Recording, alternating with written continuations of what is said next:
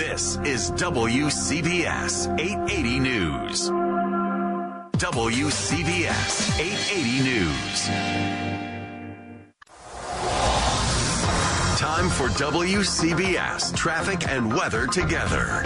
A crash with police activity on the Southern State moving westbound, right around the Meadowbrook State Parkway, and you've got jam-ups at Newbridge Road. So your best bet is to use Hempstead Turnpike or the Sunrise Highway to get around that until it's completely cleared away.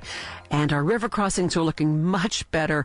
The George coming inbound to the upper deck about 30 minutes. The lower deck coming in 15. Going out, minor delays. Hudson Tubes looking okay. 10 to 15 minutes in both directions.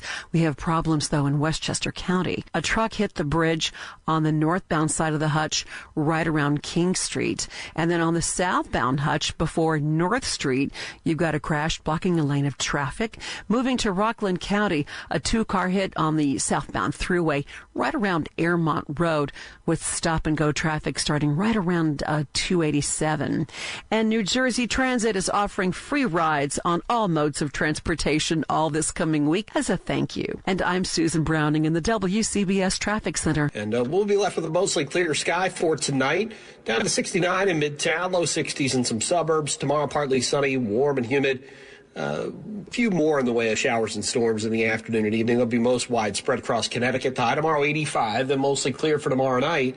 Down to 69, very warm and humid Tuesday. Some sun up to 88, and then hot and steamy Wednesday. A thunderstorm in the afternoon and evening up to 93, and not as hot for Thursday. When you need to know why, when it matters most. This is WCBS 880 News. Your trusted source for news, traffic, weather, and every Mets game. This is WCBS and WCBS-FM HD2 New York.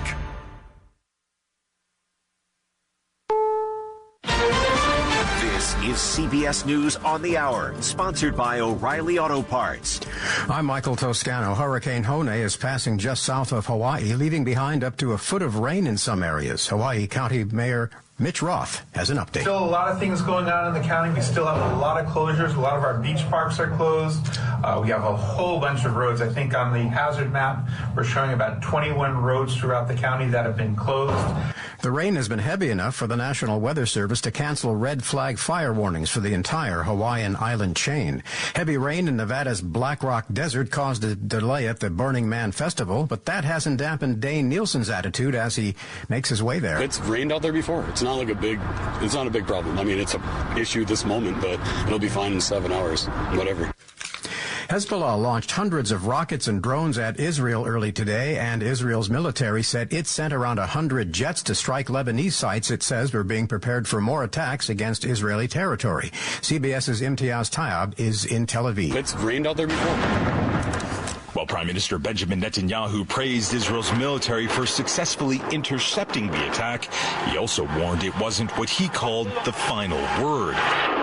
Kim Gattas is a contributing writer at The Atlantic and author of Black Wave. It's going to take a lot of effort to try to make sure it doesn't turn into an all-out war.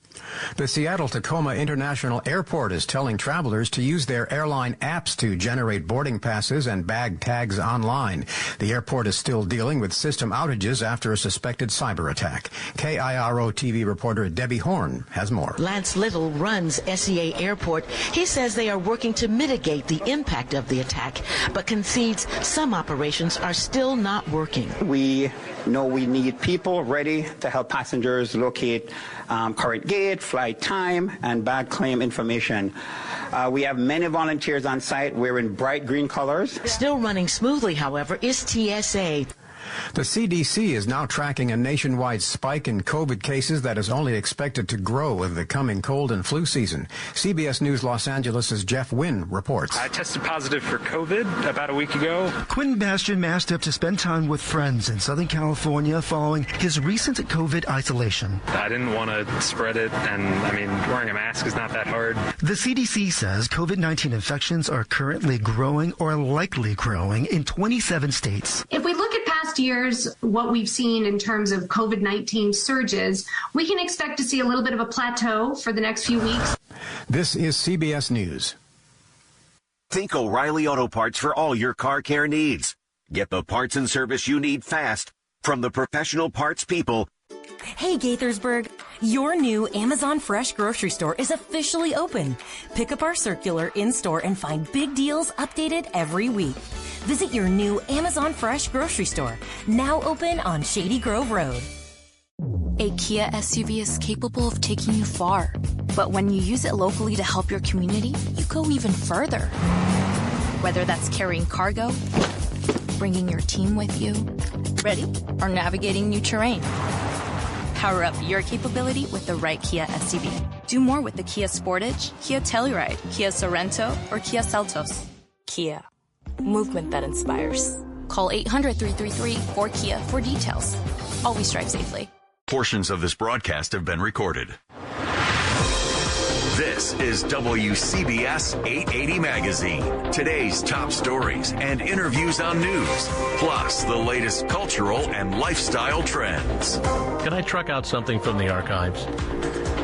Absolutely. Yeah. You know, people love this radio station because we report on things, of course. There is the daily in and out of the facts and everything. But every once in a while you listen to something and you hear the heart and soul come through. And you realize that for all the craziness and the madness and the annoyingness, if that's a word of New York City, it is totally worth it. So here is a New York City cop in the midst of the transit strike of 1980, out there and just doing his job with style. And WCBS News Radio 88's Walt Wheeler, Transit Strike 1980. 41st Street and 7th Avenue. Busy Port Authority bus terminal pedestrian traffic. Heavy traffic on the avenue. And a light line of patter from the cop on the corner. Shake a hand and kiss a friend. You'll feel better. All right? Be careful on that bike, all right? A lot of accidents. He's Officer John McLaughlin. Normally, he works in the organized crime unit. But now he's doing traffic duty during the transit strike. No, not really. Not really? No, I'm just some eccentric. I like to stand in the corner and talk to people. Everybody, have a nice day, quickly. All right, hold it up, please. And note that, please. No whistle, no harsh shout, but please, hold it up, please. And in between, treating his charges like old friends, something they respond to warmly. He's fantastic. I love him. Really, makes the whole force have a better image, you know? Very pleasant guy. He's been here, and the other morning in the terrible rainstorm, he was standing in the middle of the street getting drenched, and he said to people, don't you step in my puddle. I don't want you to be responsible for sending you home to your husbands and wives with a cold. He made it a joy. Says McLaughlin, I'm having fun. They give me more pleasure than I give them. I'm Walt Wheeler. Thank you so much for your kind messages from everyone, from all our listeners. We really are so appreciative of that. Thank you. Amen. I know we have to get to Lisa, and we will. And Lisa, feel free to take your time. I'm going to kill a commercial. What are they going to do, fire me? So I just want to say, you mentioned Walt Wheeler. I remember Walt Wheeler telling me when I got here in 1988, he was one of these guys who was really ahead of the curve with technology and the computers and all. He said, you know, someday they're going to invent a technology soon that will be able to replace you. Right. It will be a voice that will be able to convey emotion and personality. Like, get out of here. Yeah. That was many years before AI came along. And here we are all these years later. Lisa, good morning. Good morning, guys. And I just want to share, I have a quick memory about you guys. I've been listening for years.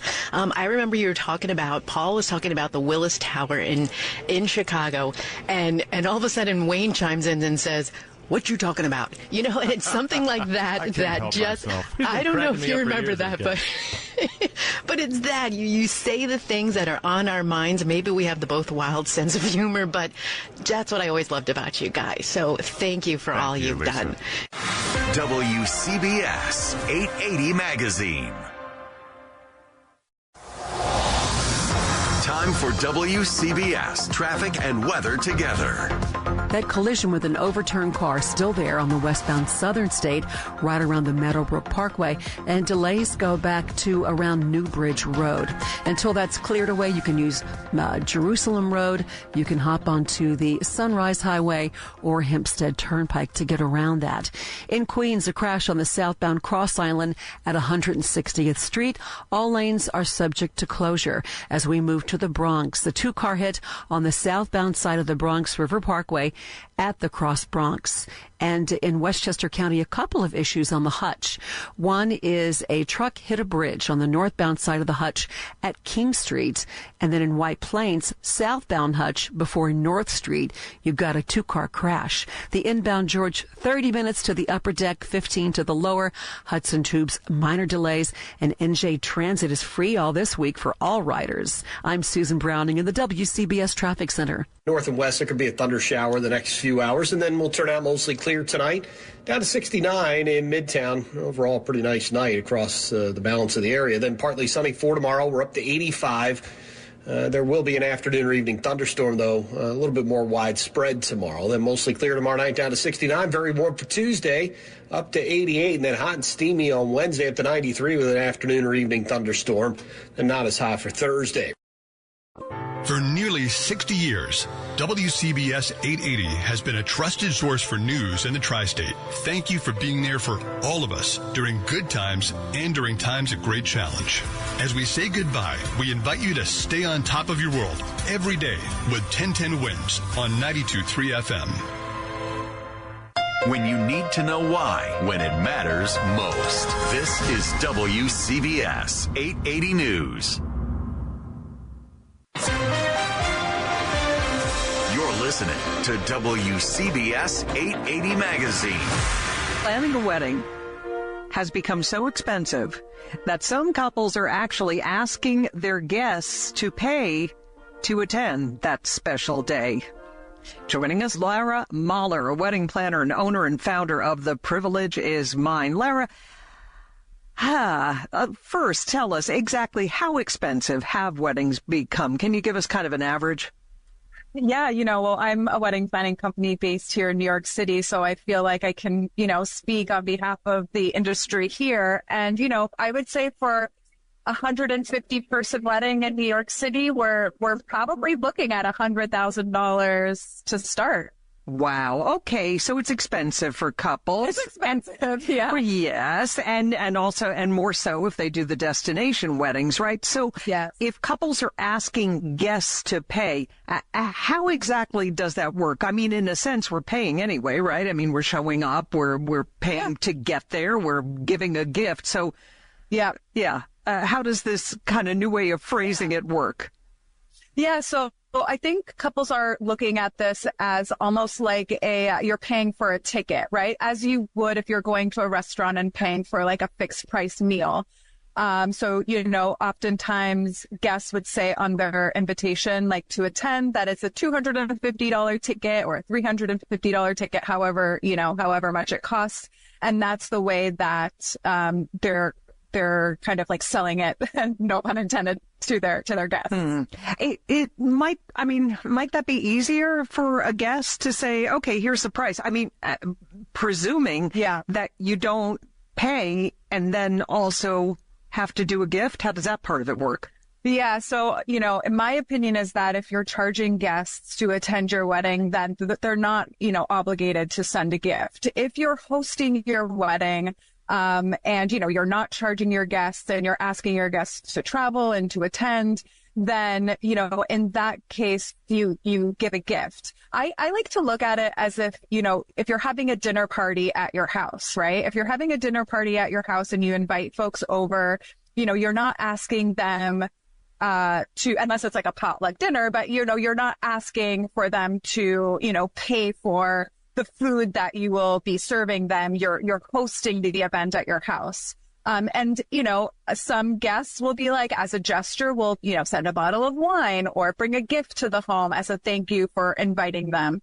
And that's kind of how I like to look at weddings as well. And so in that case, if you're charging your guests a ticket to attend your wedding, they shouldn't be obligated to give a gift. That's my opinion. Yeah. It just sounds like you don't like it too much. I mean, somebody's coming over for dinner in my house. I never ask them to bring anything. And as you say, sometimes people do, but yeah. Yeah. And the other kind of like rule that we've heard for years is that like, the gift that you give at a wedding should cover the cost of the plate. But then it's like, well, how do guests know the cost of the plate? So in my opinion, it's really that you're inviting your guests to your wedding to your wedding as you are hosting it. And, guests give what they can, right? What they can afford as a gift. What would the typical charge be to attend a wedding? I mean, what does a plate go for these days? Oh man, we're looking at probably $250 to cover a plate. I know, and this is on average. Of course, I've worked weddings where couples have had food trucks at their weddings, and have done things a little bit more affordably. But if we're looking at like a traditional wedding venue with about 150 guests, we're probably, and an open bar, we're probably looking at $250. Wow. I'm going to a wedding at the end of August, but so far no invoice has come in the mail, so I think we're good. Lara Mahler, wedding planner and owner and founder of The Privilege Is Mine, and the privilege has been mine in speaking with you, Lara. We thank you so much. New York, New Jersey, and Connecticut's home for news, traffic, weather, and the Mets. This is WCBS 880 News. WCBS 880 Magazine. Time for WCBS traffic and weather together. That collision with an overturned car still there on the westbound Southern State, right around the Meadowbrook Parkway, and delays go back to around Newbridge Road. Until that's cleared away, you can use Jerusalem Road, you can hop onto the Sunrise Highway or Hempstead Turnpike to get around that. In Queens, a crash on the southbound Cross Island at 160th Street. All lanes are subject to closure. As we move to the Bronx, the two-car hit on the southbound side of the Bronx River Parkway at the Cross Bronx. And in Westchester County, a couple of issues on the Hutch. One is a truck hit a bridge on the northbound side of the Hutch at King Street. And then in White Plains, southbound Hutch before North Street, you've got a two-car crash. The inbound George, 30 minutes to the upper deck, 15 to the lower. Hudson Tubes, minor delays. And NJ Transit is free all this week for all riders. I'm Susan Browning in the WCBS Traffic Center. Most places are going to be dry here as we head through the evening. Pretty nice evening across the Tri-State area. And for tomorrow, partly sunny, warm, maybe an afternoon or evening thunderstorm. Certainly that's probably more widespread across Connecticut. Tomorrow 85, then mostly clear tomorrow night down to 69. Very warm Tuesday up to 88. And hot and steamy Wednesday. A thunderstorm in the afternoon and evening up to 93. And not as high for Thursday. You're listening to WCBS 880 Magazine. Turns out there are a lot of shipwrecks off the coast of New Jersey. Diver Dan Lieb has become an expert on the subject, and he's joining us on Drive Time. Diver Dan, thanks for being with us. How many shipwrecks off New Jersey are we talking about? Well, if you look at insurance records, Coast Guard reports, lighthouse station reports, you come up with a list of about 4,200 documented shipwreck incidences. Wow. And these can go from around Port Newark, Port Elizabeth, around our coast, our ocean coast, and up into the Delaware River, even into Trenton. How does that compare to, say, other states' coastlines? Are we in the ballpark? Well, I can see where, people would debate about this, but as an example, a lot of people that are familiar with the wrecks that have occurred around North Carolina say that there are over 6,000 documented accounts, making it a pretty high concentration of shipwrecks. But also, if you consider that we only have a state line that's about a quarter as long as North Carolina, our concentration would be even higher. Why so many per capita, if you will, in New Jersey? What is it about our waters? We have a shipping lane that comes up from the southern coast, the coasting states. We've also got South America, any shipping coming from there. We've got traffic that's coming around the Cape from Africa. We also have a shipping lane, a major shipping lane that brings traffic in from Europe. And all three shipping lanes converge on a narrow strip of water about 7 miles from Rockaway to Sandy Hook. And in the middle of that piece of water is a narrow channel about a half-mile wide called Ambrose Channel. And with all that traffic in and out over as much as 300 years, accidents are bound to happen. Statistically, incidences are going to occur. So it's not any kind of Bermuda Triangle situation or anything. It's just a factor of numbers. absolutely not like the Bermuda Triangle type of thing. This is all where you might have ships colliding with each other in a fog. They might get stranded or cast up on a beach in a storm. Their boilers might explode, or they simply break down and go adrift. We even have vessels that were sunk off our coast during 2 world wars, sunk due to enemy action. How many do you think are still out there that haven't been discovered yet? I guess that's a kind of a hard question to answer, but I assume there must be presumably many. I would say that of the 4,200 documented accounts, probably about 1,000 to 1,500 still leave a permanent mark on the bottom today. Of those, at least half of them are unidentified. There are wrecks out there. We know exactly who built them, who was at the helm, and we know exactly why they sank. And there are others that are still a mystery. What makes shipwrecks so fascinating to you and to so many others? What's their allure, if you will? An automobile wreck, a train wreck, or an airplane wreck. You know, these events are usually very, very fast events. Shipwrecks can go on for days. There's one wreck called the Republic off the coast of Long Island. It took 36 or 38 hours before it left the surface after the incident that put a hole in her side. It can be a shipwreck is kind of like a box, right? You put a hole in the box, it fills with water, and it sinks. But it's what happens to the people on board that make history. And that's the story that I like to tell when I give these presentations. Yep, so you're having some lectures that you're giving this week, Diver Dan. If people are interested, where do they go? What do they have to do to be involved?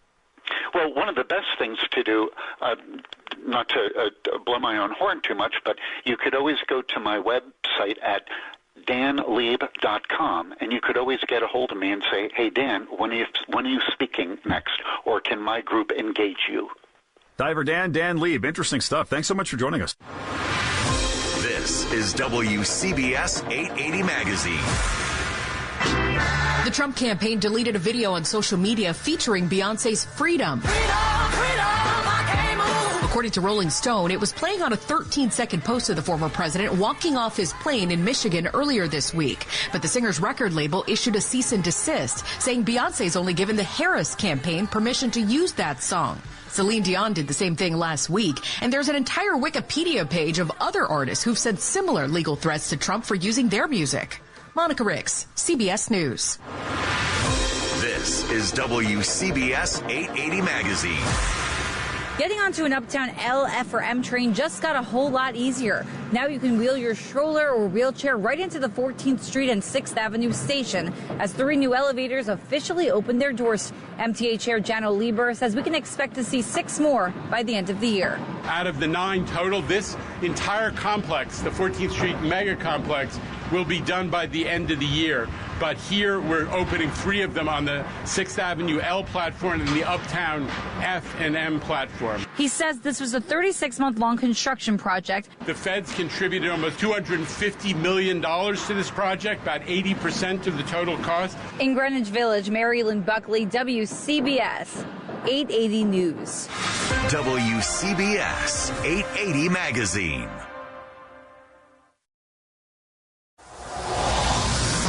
Time for WCBS traffic and weather together. That overturned car is still there on the Southern State moving westbound right around the Meadowbrook State Parkway. You're jammed up from around New Bridge Road. Jerusalem Road would be a good choice. As we move to Queens on the southbound Cross Island at 160th Street, all lanes were subject to closure with a crash. In the Bronx, a 2-car hit on the westbound Cross Bronx before the Grand Concourse. Once you get to the George, you've got a good ride. Coming inbound in the George, 20 minutes. Moving to Westchester, you've got a truck hitting the bridge on the northbound Hutch at King Street, and that's causing problems with delays. At least one lane is getting by. And also on the Hutch moving southbound in White Plains, right before North Street, a crash takes a lane of traffic. And New Jersey Transit is offering free rides on all modes of transportation starting tomorrow, Monday, and going all the way through September the 2nd as a thank you. I'm Susan Browning in the WCBS Traffic Center. North and west, there could be a thunder shower the next few hours, and then we'll turn out mostly clear tonight. Down to 69 in Midtown. Overall, pretty nice night across the balance of the area. Then partly sunny for tomorrow. We're up to 85.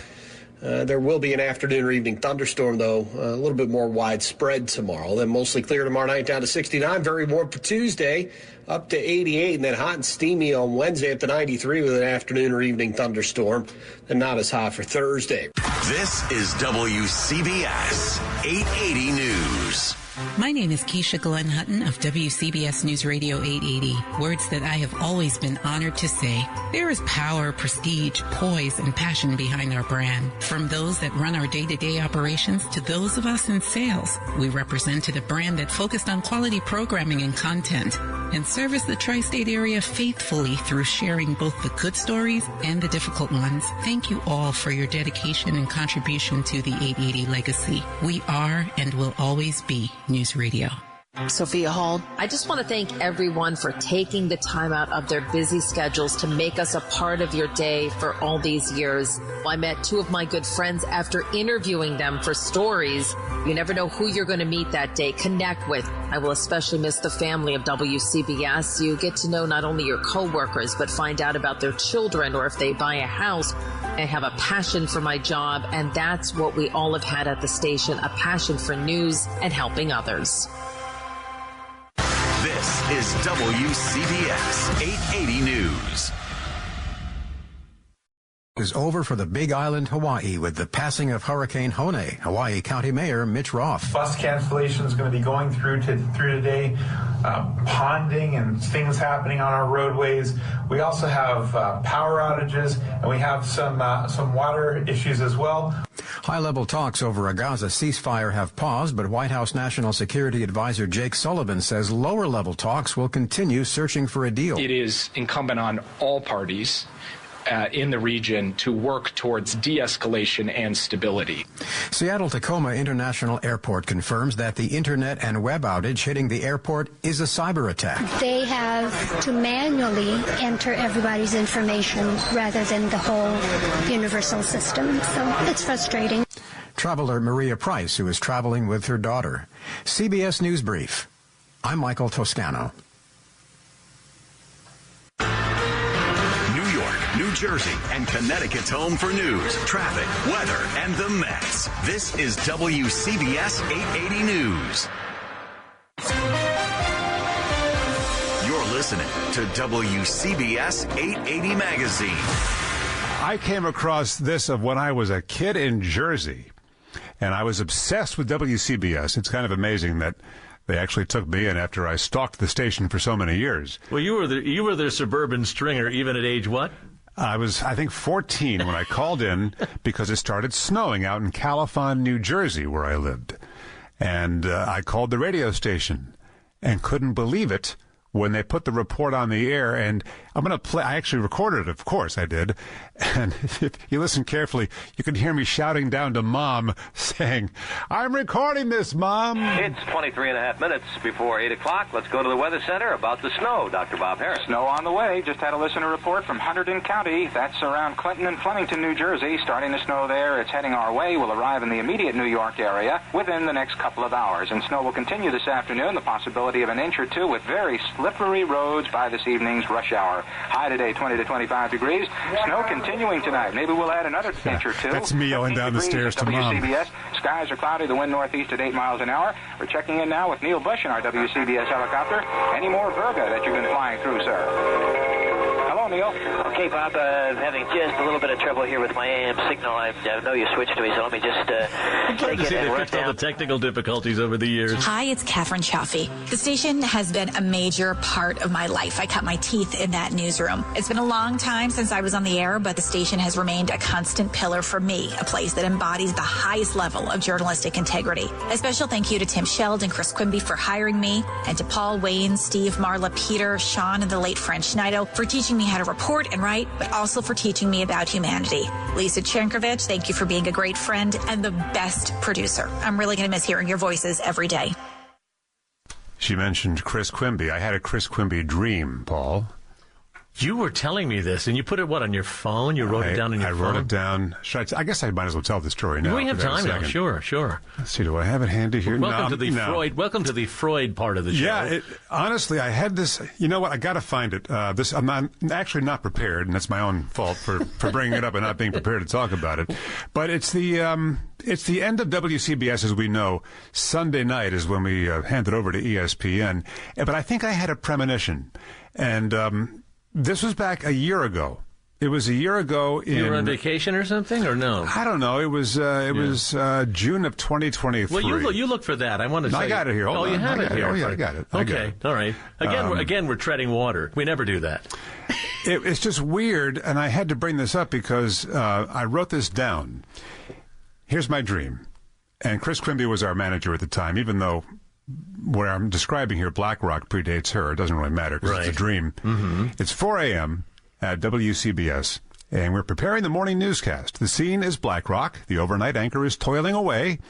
The newsroom is unusually busy with faces we don't know.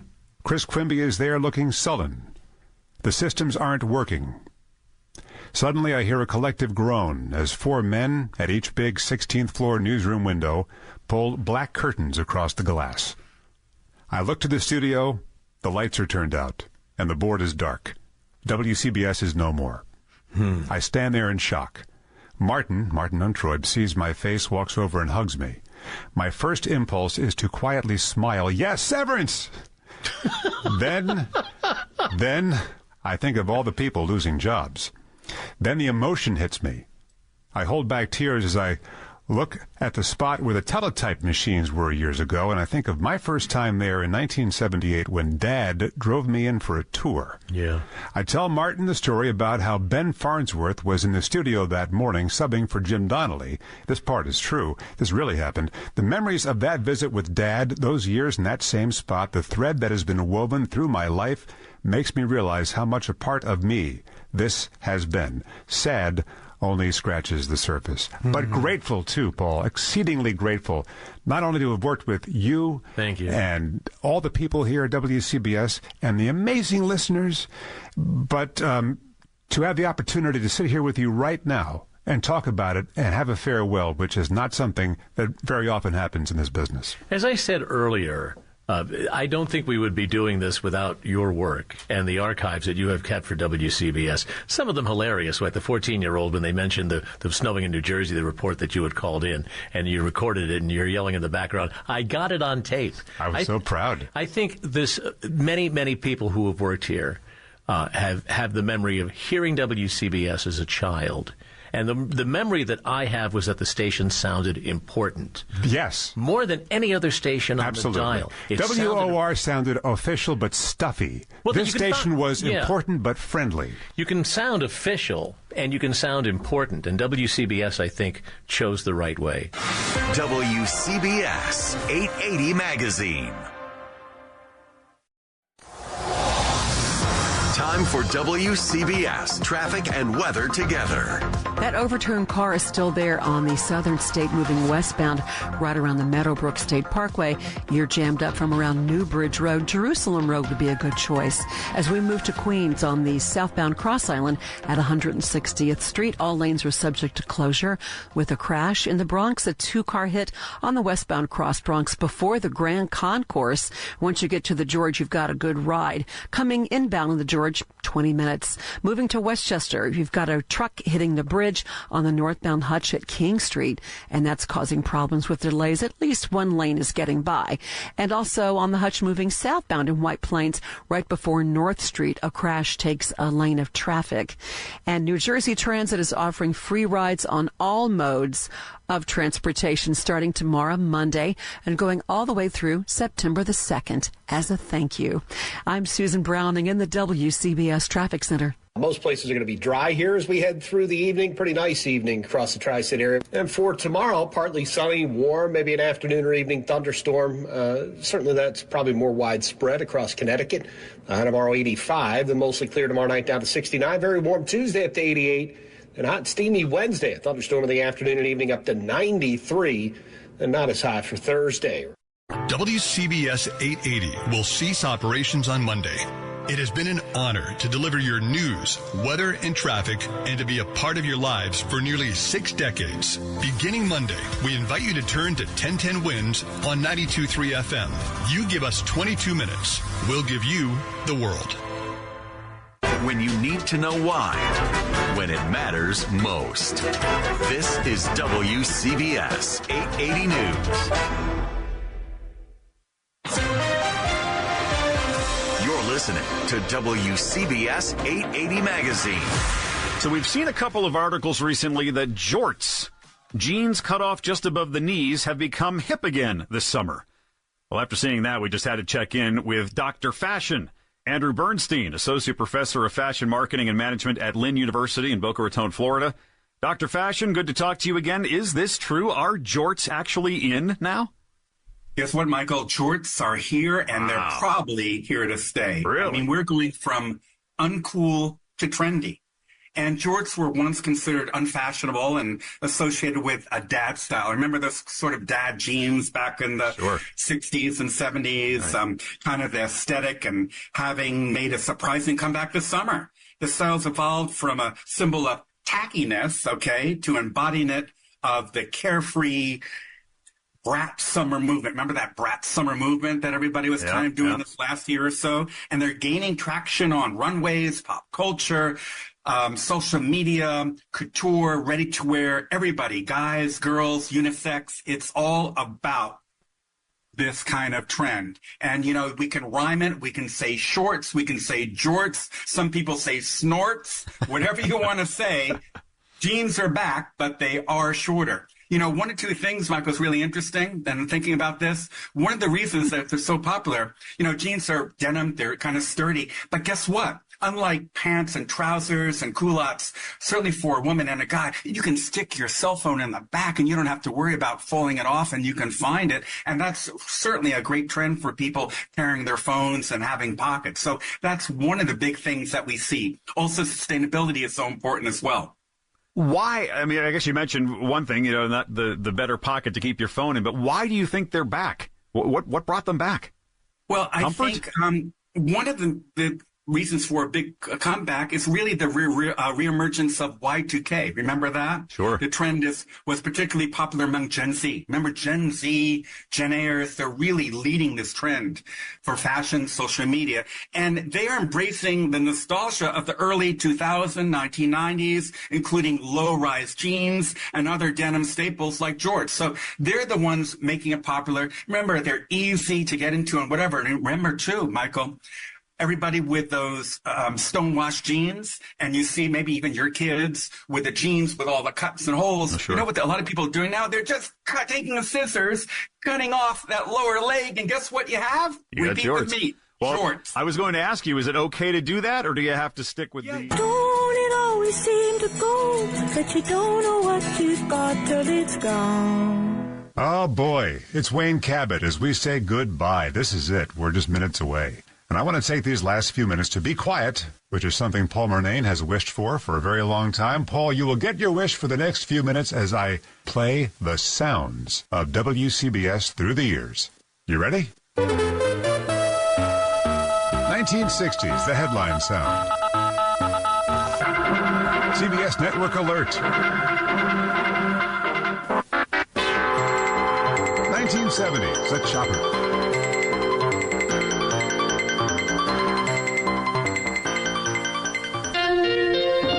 Headline stories.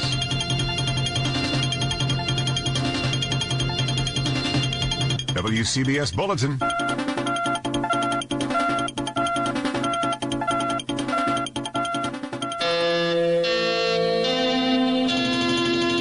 WCBS Special. News 88 Business. News 88 Update.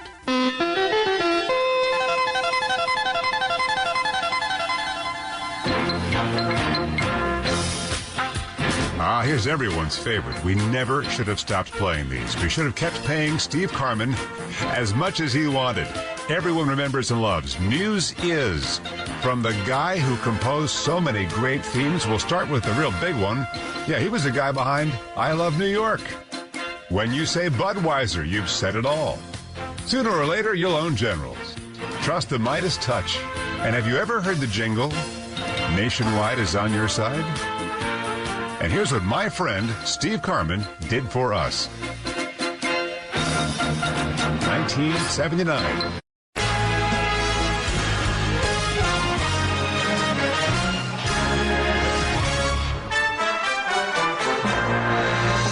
The 2000s, this just in. Network rejoin. Live from the CBS Hudson Square Broadcast Center in Manhattan, we are News Radio, WCBS HD and WCBS-FM HD2, New York.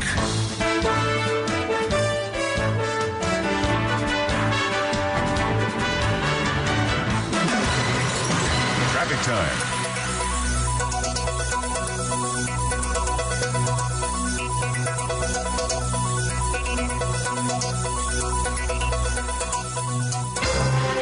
This just into the WCBS newsroom. Now, CBS Top of the Hour, 60s to today.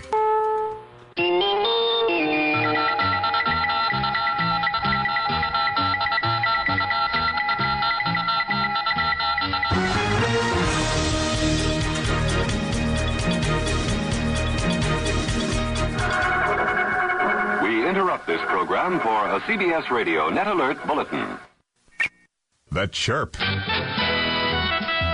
CBS Radio Special Report. CBS Radio Sports.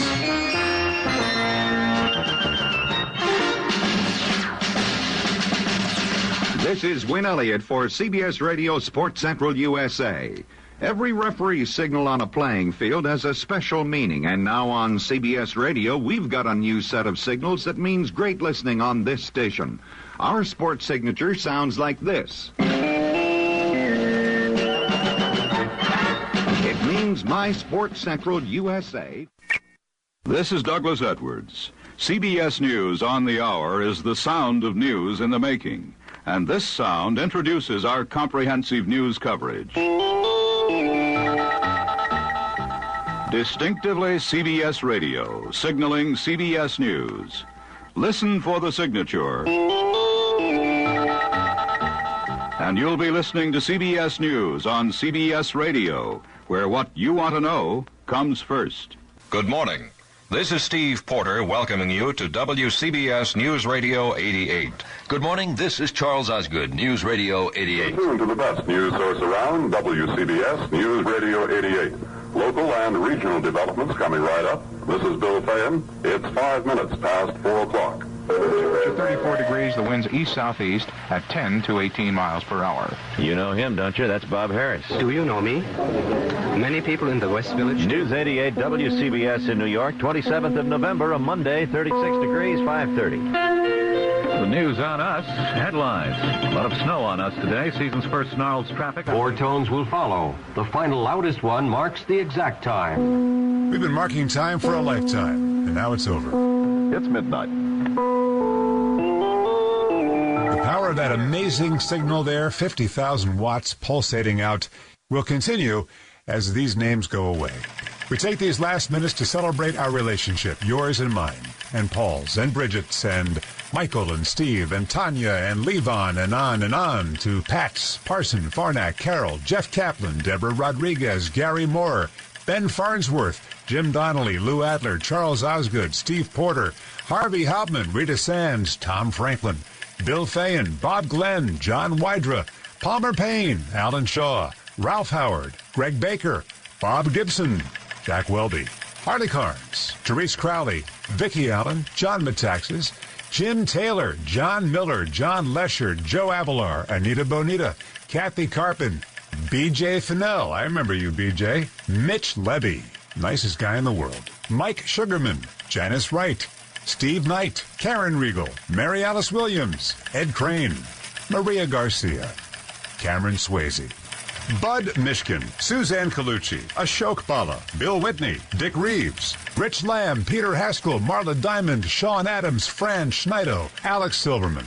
Ellen Mitchell, Sophia Hall, Mac Rosenberg, Mike Ziranex, Bob Vosberg, Jeff Grant, Lisa Fantino, Frank Cipolla, Doug Spiro, Darlene Pomales, Linda Zoman, Steve Malave, Mike Smeltz, Sean Colthard, a.k.a. Michael Cole, Catherine Chaffee, Bob Brown, Eric Scott, Gordon Deal, Kelly Waldron, Jim Incendio, Jerry Knackman, Jane Tillman Irving, Mary Gay Taylor, Fred Fishkin, Walt Wheeler, Ed Bradley, Tim Sheld, and the renowned reporters for whom awards are named and still handed out: Art Athens, Steve Flanders, Edward R.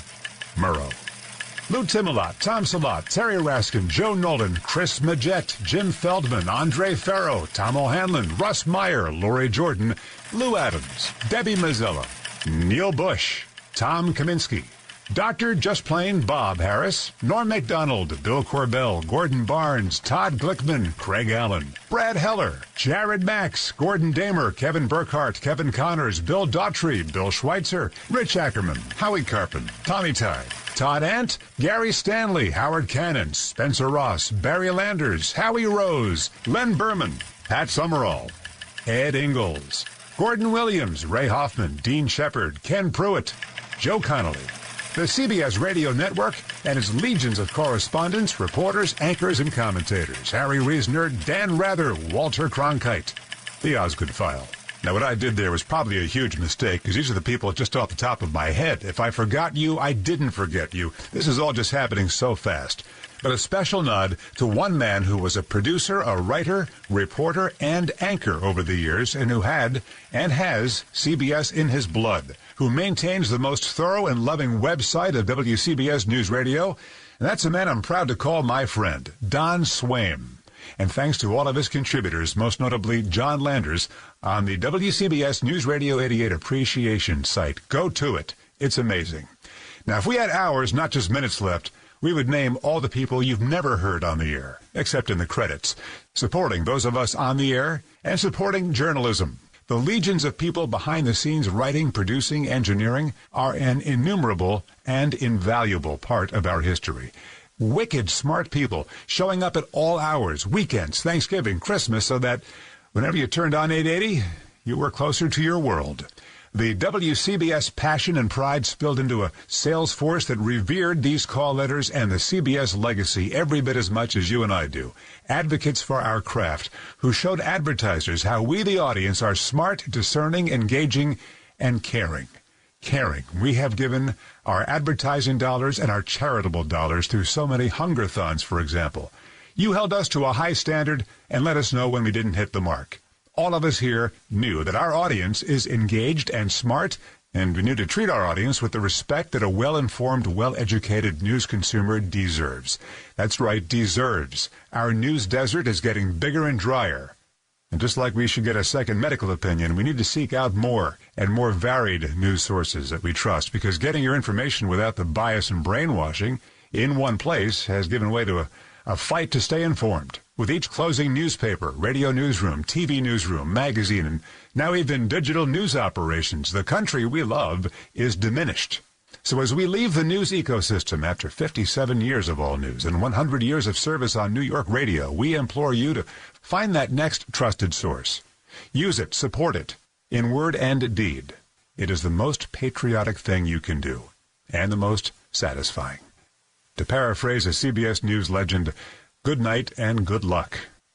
You will ask, why does this radio station mean so much? Why is the reaction the way it is? And I really can't speak for others.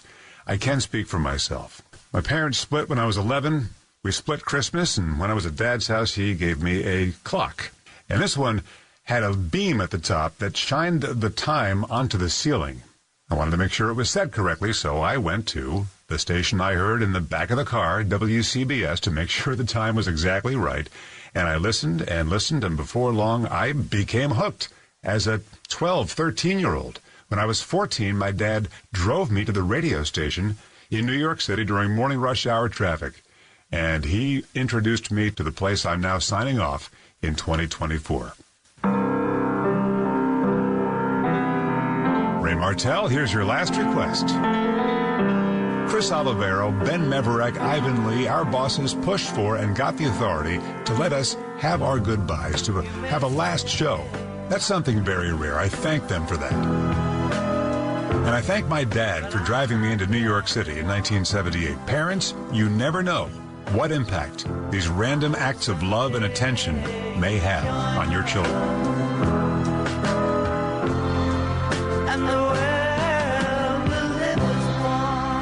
I'm Wayne Cabot, and for the final time, this is WCBS New York.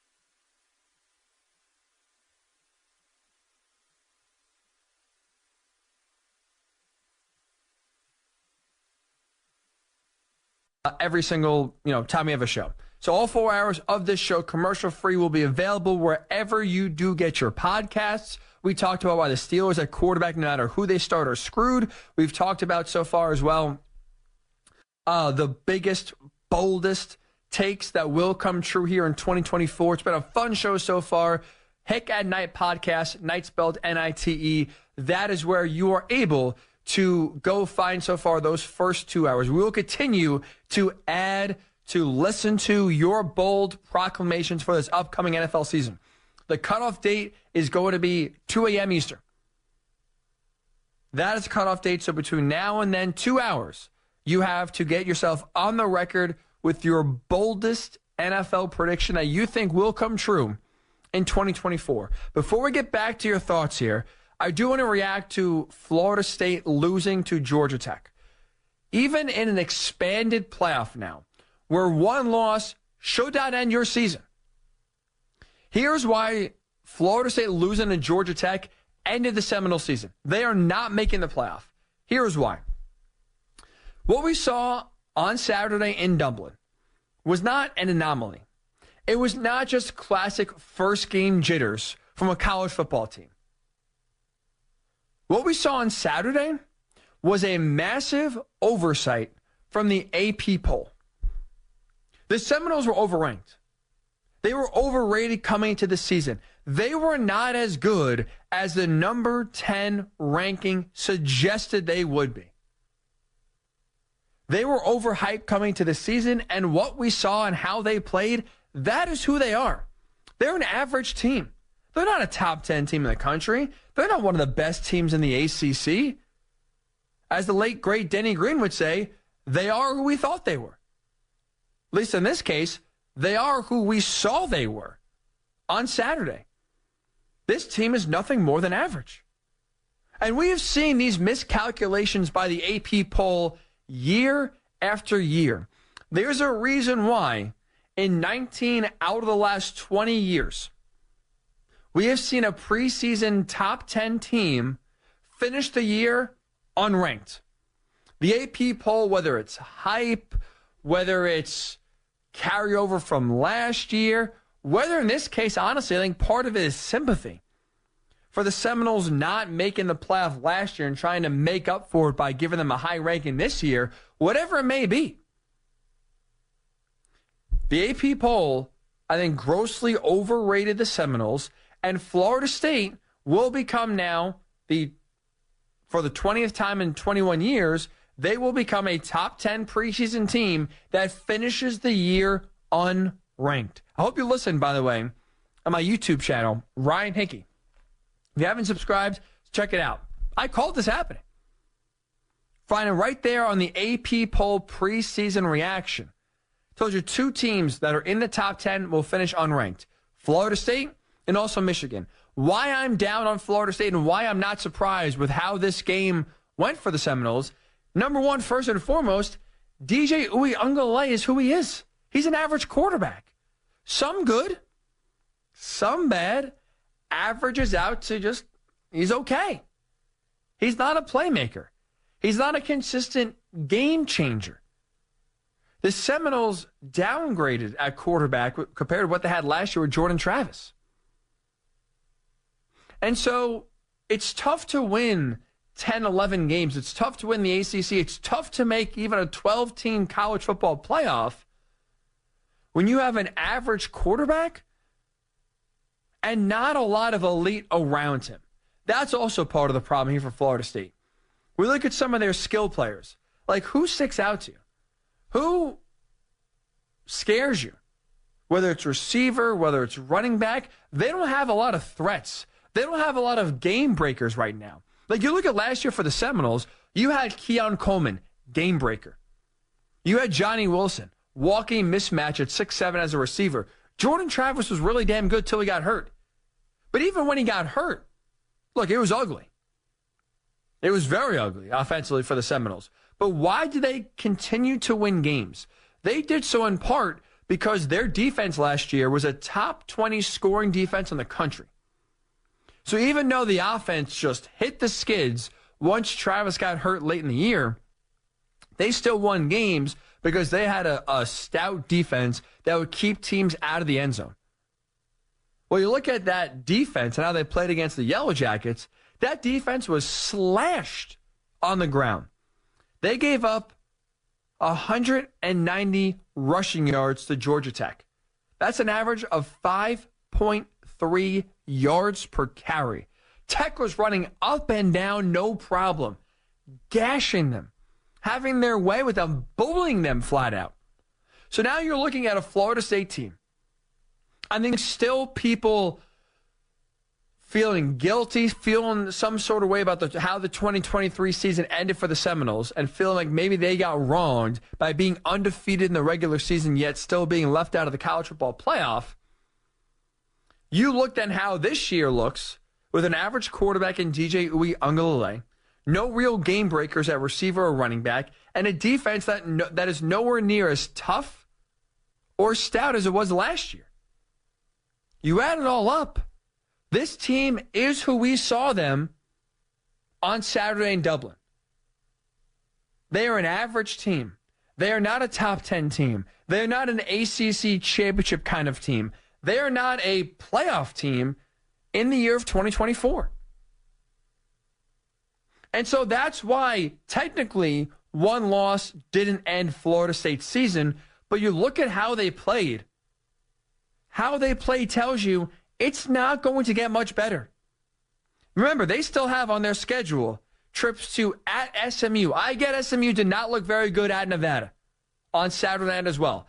I have a whole lot more faith, though, in that SMU offense coming to life between now and the end of September when Florida State goes to town than I do the Seminoles offense getting to life and having some sort of consistency, or that defense shoring up between now and then. That's a really tough game for the Seminoles at SMU. Clemson comes to town. I think the Tigers right now are better than Florida State. At Miami. Miami's my pick to win the ACC. At Notre Dame in November. Good luck winning that game. Notre Dame's a playoff team this year. Like, you look at Florida State's record, even if we're talking about splitting these four games at SMU, Clemson, at Miami, at Notre Dame, I don't think they'll split, but let's just be generous here for a second. We're talking about that at best a 9-3 team. I don't think a 9-3 team is making the playoff this year. And so if you're Florida State right now, you see how they played in game number one. This should not be a shock. This is who they are. And who they are is just an average team. So even though one loss didn't end their season, how they played and where they go from here, I think, shows you they're not a playoff team. They are instead the victim of overhype from the AP poll. That is what the Seminoles are. They're not a top 10 team in the country. DJ Uiagalelei is not a quarterback that can take over this team and lead them to the promised land. This team lost a lot from last year. And they are not going to be able to fix the holes they lost that quickly. Not after a loss like this to Georgia Tech. 855-212-4227. 855-212-4227. I think the Seminoles got exposed. Not even exposed, because this is who they are. What we saw on Saturday is Florida State football in the year of 2024. 2023 is gone. It's not coming back. And that loss to Georgia Tech in Dublin, that shows right there. They're not a playoff team in the year of 2024. 855-212-4227. 855-212-4227. Ryan_Hickey and the number 3. Two things I want to throw by you here on the phone lines. Number one, can Florida State still make the college football playoff? Are you a believer right now in the Seminoles turning their season around after a brutal, gut-wrenching loss here to the Yellow Jackets to start the year? But also, when it comes to the NFL, what is your boldest NFL prediction for the 2024 season you think will come true? You already had a few doozies. My biggest, I guess the one where I'm going out on the furthest limb that I think will come true. Falcons going 14-3. They have a tough schedule early on. They face the Chiefs. They face the Eagles. I think the Buccaneers in their division are very comparable. I think those teams are very close to evenly matched. But when you look at the other, if you want to count the Bucs as 2 games, because it is, the other than 13 games the Falcons play, they don't play in those 13 games a team that is better than them. That includes the Steelers. Falcons are better. That includes the Cowboys. Falcons are better. What Kirk Cousins does is beat the bad teams. There's a whole lot of bad on that Falcon schedule. 14-3 from the Atlanta Falcons. First, they have the number 1 seed in the NFC come playoff time. What is your boldest NFL take here for 2024 that you believe will come true? 855-212-4227. Let's actually go down to Atlanta. Jonathan's calling from there. What's up, Jonathan? Yes, I'm with you with the Falcons, but I believe they'll actually sweep the state of Pennsylvania, and they'll actually will sweep the NFC South. Oh, boy. And then for the NFC Championship game, they'll be in a game, and then they'll beat San Francisco, and then a rematch against Kansas City, and the Falcons will win 30-27 on a last-minute field goal. Wow, so you're calling it. Or what are they, 16-1 then, John? Yes. Falcons win the Super Bowl. I like it. There we go. Maybe we could use a little more energy next time, but Falcons winning the Super Bowl. Jonathan is all in on the Birds. Now, here's what I'll say when it comes to my prediction, because we are similar in the sense of buying into the Falcons in the regular season. Even though I think the Falcons can go 14-3 and grab that number 1 seed in the NFC, I expect nothing from this team come playoff time. I would right now pick them to lose in the first, or I guess that'd be the divisional round, their first playoff game. Because Kirk Cousins, for how good he is and how consistent he is in the regular season, it's been quite the opposite in the postseason. I don't think that's turning around for him. So I think while they beat up on an easy schedule, the Falcons do, come playoff time, I don't think they're an actual threat here to represent the NFC in the Super Bowl and even win the damn thing. Dave is calling from Pittsburgh with a hot take. What's up, Dave? What's going on? How you doing tonight? Good, buddy. What's on your mind, man? Good. I wanted a quick thing on when you were talking about May and them. Yeah, when you got a bad offensive line, that's your whole thing. You throw that kid in there, he's going to be destroyed, which leads me to Pittsburgh. You know what I mean? They've had a bad offensive line for years, but they drafted some good kids, and I think they're going to do good. My prediction is that since their schedule, they don't play any division games till late in the year. I want to say November almost. So I think that these kids, they look bad now, but I think that they need time to gel. And I don't think it matters who you got in there. That offensive line holds up and they gel good together. I think that they're going to win a playoff game this year. It's one of my bold predictions. And my other one is I don't think Kansas City is going to win a playoff game this year because of the way their offense is, and they haven't done anything. And teams got to starting to figure out you can't get into a shootout with them. That's why that last caller, the one caller was saying about Harbaugh being fired, because you got to run the ball, and if you could take 5, 6, 7 possessions away from them in the game, and that's just like in the Super Bowl. If they would have ran the ball, they had them on the ropes. If they would, but you got to get points every time down the field. Right. Let me ask you this really fast here, Dave. Going back to your Pittsburgh point, so you're in on the Steelers winning a playoff game. Is that? Are you saying what? Who starts then? Russell Wilson and Justin Fields? I'm saying Russell Wilson's going to start. But what I'm saying is, anybody knows football. That's why I appreciate what you were saying about New England, because your offensive line is everything. If these kids start gelling together, but if they're not gelling together early, they're going to put Justin Fields in. But I don't think it really matters. I think these kids are going to start playing. Their schedule's kind of easy. And you don't play any divisional games till late in the year. Right. So as November long as 17th these kids are gelling good, and then you get to that division, you know what I mean? And for one, and for two, there's always injuries. I think there's going to be a big injury, whether it's going to be Burrow or it's going to be what's his name from Baltimore? Lamar, yeah, sure. Yeah, Lamar. I couldn't think of his name, but I think there's going to be a big injury by the time they go to division games, and Lamar has a bad time winning against Pittsburgh. So I just think that they're going to sneak in and win that division, and then they'll sneak in and win a playoff game. Win the division? I don't expect them to do much more than that, though. But all right. But it all comes thanks down for to them your kids expectations, playing. Dave, when it comes to them in the playoffs. I appreciate the call, man. Look, maybe it's the Pittsburgh colored glasses that you're calling from. I get you're the fan of the team. I look at the Steelers. I just don't see where the source of optimism is. Like, you're talking about the offensive line, like, oh, they'll take, they'll need some time to gel, and, they don't play the division opponent. They don't play a division opponent, I should say, till the middle of November. They don't play, like, bad teams. And they don't play, it's not like they play all crappy teams. Falcons, week 1, Falcons are better. In Atlanta, that's a very losable game. You are better than the Broncos in week 2. Can I sit here and tell you and truly say in Denver that's a lock win for the Steelers with an offensive line still in flux and Bo Nix looking comfortable? I would say the Steelers probably win that game. I would say it's far from a lock. Chargers come to town, not high in them. You go to the Colts, I think the Colts are better. Even though I'm down on the Cowboys, I feel like the Cowboys are a better team right now than the Steelers. Jets and the Steelers are kind of one and the same. I'm not high in either right now. You play the Giants, Commanders, like, it is easier, but the Steelers are still in the hardest division in the NFL. So you have to play then down the stretch the Ravens twice, the Browns twice, the Bengals twice. That is really, really difficult. Along with playing the Eagles, along with playing the Chiefs as well, sprinkled in. Like, I hate to do this, but I'll do it really fast here. Listen to this finishing stretch for the Steelers. You ready?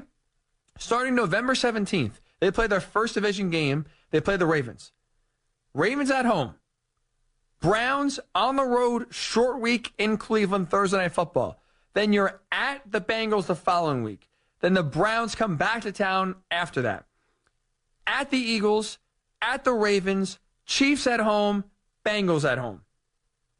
You don't have a bye, and you finish with Ravens, Browns, Bengals, Browns, Eagles, Ravens, Chiefs, Bengals. They may not win one of those games.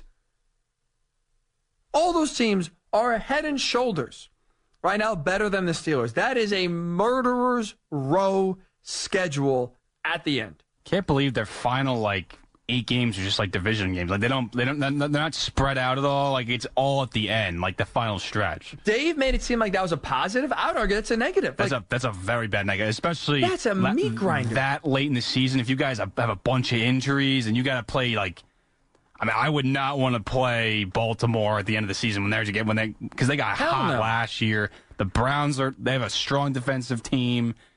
I mean, every team in your division has an aggressive defense. Like Bengals have a great defense, Ravens have a good defense, and the Browns have a good defense. And if you guys are struggling like you were last year offensively, and you got a good base that home stretch, good luck.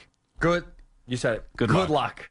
Enjoy that November to January stretch there for sure for the Steelers. It is difficult. 855-212-4227. 855-212-4227. We'll get your boldest predictions here on the show. We'll mark them down, write them down. This is this is binding. So we have about 12 or so takes written down. We're not forgetting about these. This is not say it and forget it. We will be revisiting these takes throughout the year. So you are on the record here with your prediction. What is your boldest prediction for the 2024 NFL season? 855-212-4227. We'll get your thoughts. And also, I want to make one more point about Florida State's loss to Georgia Tech. Not only do I think the Seminoles, their playoff hopes are dashed, but also then raises another question. How do you approach building a team through the transfer portal? I'll tell you why Florida State is right now the poster child for what not to do in the transfer portal. I'll tell you that when we do return. Ryan Hickey with you right here on the Infinity Sports Network. We're going abroad for the first time in years. To Spain. But we don't speak Spanish. So we started using Babbel. And started learning Spanish fast. With Babbel, you can start having conversations in another language in just 3 weeks. Babbel's conversational method teaches you real-life words and phrases. And with Babbel's interactive bite-sized lessons, you'll remember what you learned. ¿Cómo te llamas? ¿Cómo te llamas? ¿De dónde eres? ¿De dónde eres? When you learn a language, you want to actually use it. Babbel is designed with that goal in mind.